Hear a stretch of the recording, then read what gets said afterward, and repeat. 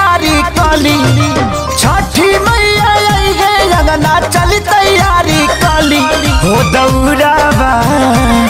हो दौड़ावा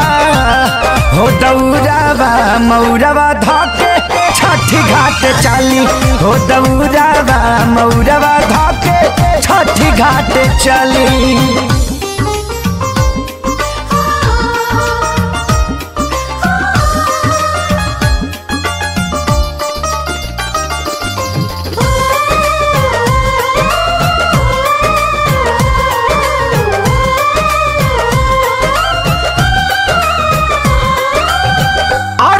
दियाई चल के सूरज महाराज के साझी और होते फजीर के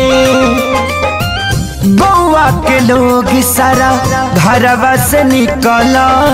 रौरो आई पियारी पहिर के हो दियाई चल के सूरज महाराज के साझी और होते फजीर के गौवा के लोग सारा घरवा से निकला रौरो आई पियारी पहिर के एने ओने भागे न बबुआ हथवा कर धाली हो दौड़ावा हो दौड़ावा हो दौड़ावा मौरवा धके छठी घाट चली हो दौड़ावा मौरवा धके छठी घाट चली।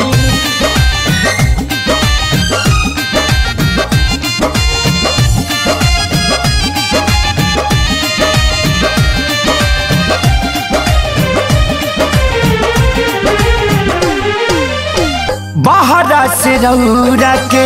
यही से बोलवनी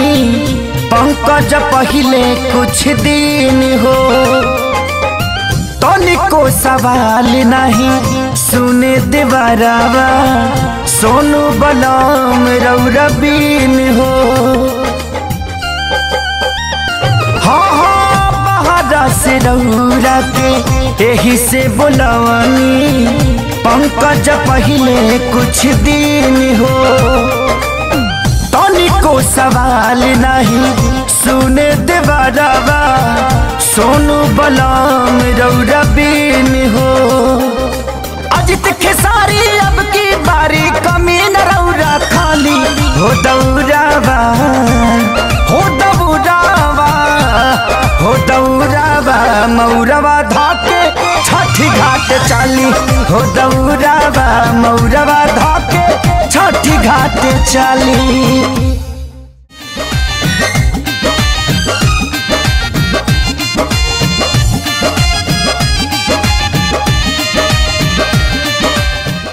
Click on the bell icon to get regular updates from Venus.